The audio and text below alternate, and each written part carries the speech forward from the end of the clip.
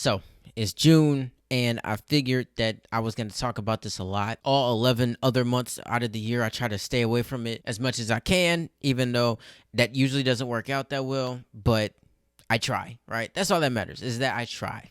That's all I'm going for. But it's June, so I feel like I have a good amount of time to get everything out of my system, and anything that I see that I want to comment on, I'm going to just fire away. I saw this clip from Dr. Phil, and I'm only playing it not necessarily to give a definitive stance on it. I'm just really trying to come to an objective understanding about how the world works that is separate from my opinion. And that is what I'm going to try to do right here. So before I say anything, I'm going to play it, and then we'll talk about it. Transgender boys who might not have their own money to go buy tampons, if they're provided free in the bathroom, it's a huge plus. Men do not menstruate. Only women menstruate. Now, you can call yourself whatever you want. Cis men don't menstruate, but trans men do menstruate. No, Same they as don't. non-binary people. Only women. Menstruating is not exclusive Yes, to it cis is. women. No, it's not. Yes, it is. So explain to me as to why my body menstruated at if some your point chromosomes are XX and you're young, you menstruate. If you're XY, you don't. Correct, but what about trans men and non-binary? They're We're not men. excluding a whole group of people They're women that dressed menstruate. as men. You are not a man. You can pretend to be a man, and that's okay. That's perfectly fine. Live your life and tell me what a man is.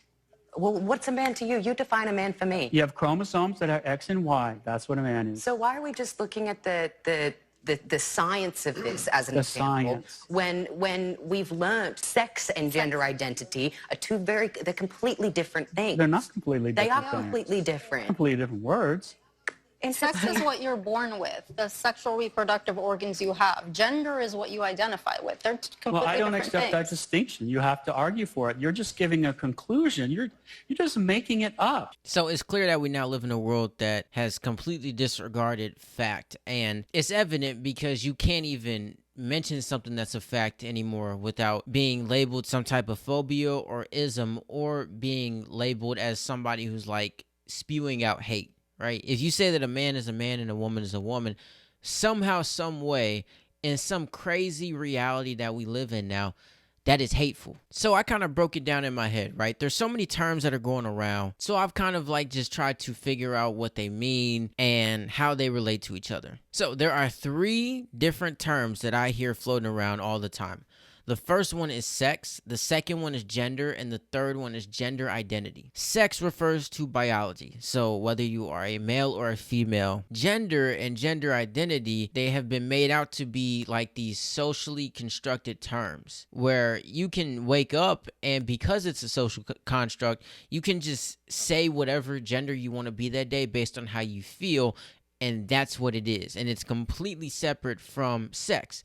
And that is something that I would have to strongly disagree with, at least on the basis of gender. I think gender identity is more of the subjective term where people are like, I can just kind of wake up and be whatever it is that I want to be, and that's that. And then if you don't accept it, well, then I have the grounds to call you a bunch of names for it. But I feel like the 2 that matter the most is sex and gender. Sex refers to, as I just said, biology. Gender, yes, we can make it out to be some social construct, and let's just say that it is that, right? I'll play ball for it. But when you look at gender, gender still has a connection to sex. They're not completely separate, right? And what I've noticed from a lot of these activists who want to champion for you can identify as whatever you want to be, a lot of the times they can't even really define these terms that they throw out, right? This man asks, what is a man or a male? And then the gender identity activist then responds with the same question because they can't even answer it. But I feel like sex, if you look at sex terms, so to speak, male, female, those are sex terms. But if you look at gendered terms, you think of man, boy, woman, girl, like those are all gender terms. And if you want to say it's some social construct or whatever, maybe the roles that they play, I still feel like a lot of those roles might be based in biology. Well, I wouldn't even say might, right? They are based on our physical and sometimes our mental capabilities. But still, we haven't left the lane of objectivity. These are not really any of my opinions. This is just what is, right? Outside of our control. So when you look at gender terms, how I've been able to simplify them is that gender relates to sex in the sense that it describes the sex of somebody, and it describes like the stage that they are at in their life. So if you look at a 5-year-old male, you would call that male a boy. That describes the stage that they are at in life in unison with acknowledging that individual's sex. If you look at a 30-year-old male, you would look at that person and say that is a 30-year-old man. And it's the exact same way for a girl. Look at a 5-year-old female, that's a girl. Look at a 30-year-old female, that's a woman. It describes the stage that they are at in life, right? Chances are I wouldn't call my dad a boy, I would call my dad a man. These terms work hand in hand. But if you have a male and then you decide to call that male a woman, you can see where the confusion lies, right? Where it's like, well, a woman, at least last time I checked, was an adult human female. So there's still some correlation. There's still a connection between sex and gender.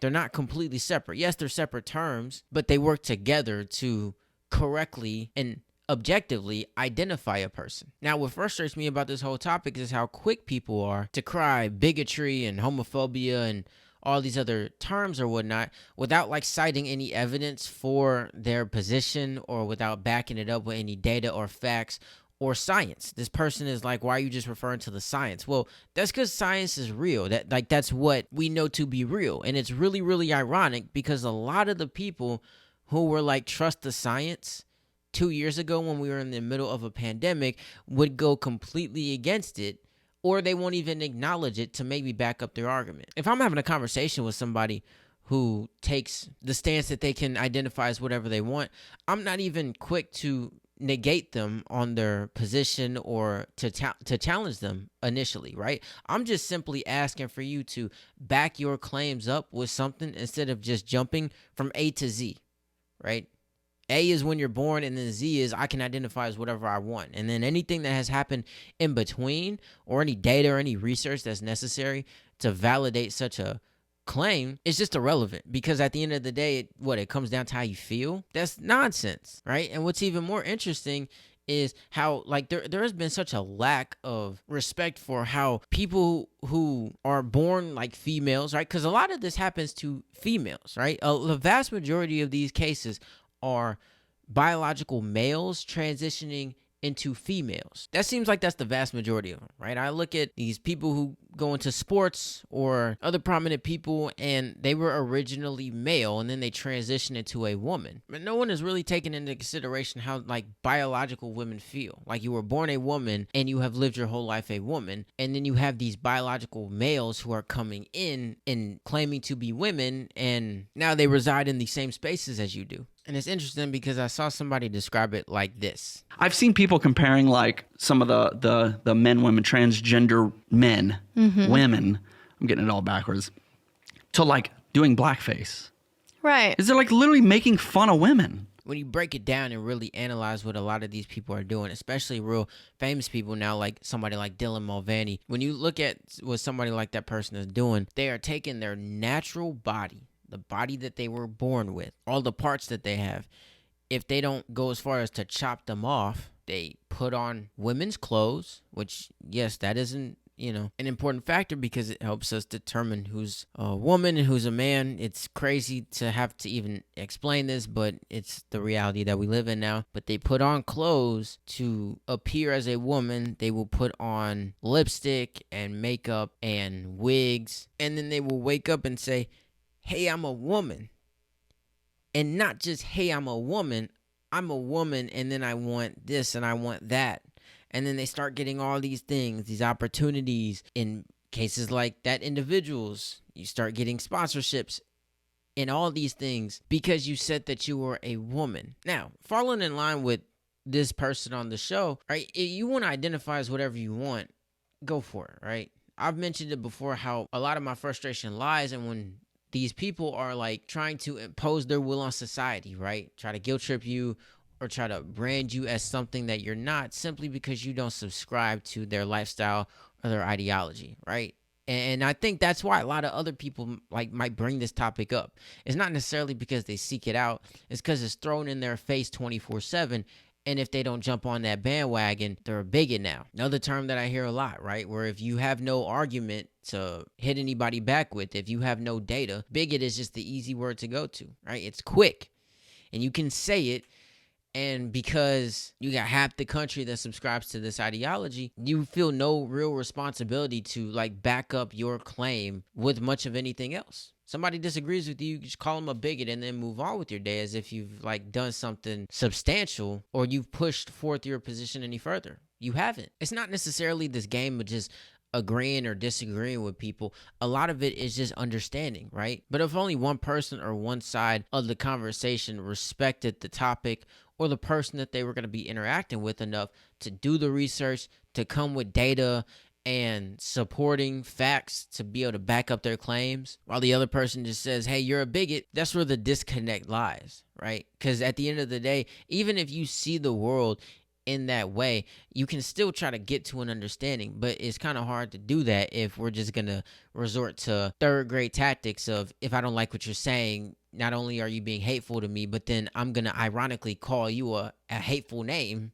just because I don't have any real backing to kind of help me out here. It's crazy, right? But this is where we're at. And we got to be able to look to understand people more, right? But it cannot be one-sided. It can't be, regardless of how uncomfortable that makes you. And yes, it's difficult because, some people who might believe in this ideology or this way of life, they're so caught up in their feelings because they are of the assumption that I wake up and I feel like I'm this, therefore I am that. Well, maybe situations like this might be uncomfortable for them. To be able to push forth their points of view or their perspectives, to be challenged on that, it is uncomfortable. And that feeling of uncomfortability, they might back up from it or they might come forth with a bunch of insults. It's unfortunate, but positions like these don't always have to be seen as one of hate, right? Just try to understand people. Because trust and believe, I need a lot of it right now. Because I 100% am being brutally honest when I say I don't know what the hell is going on anymore. I genuinely don't.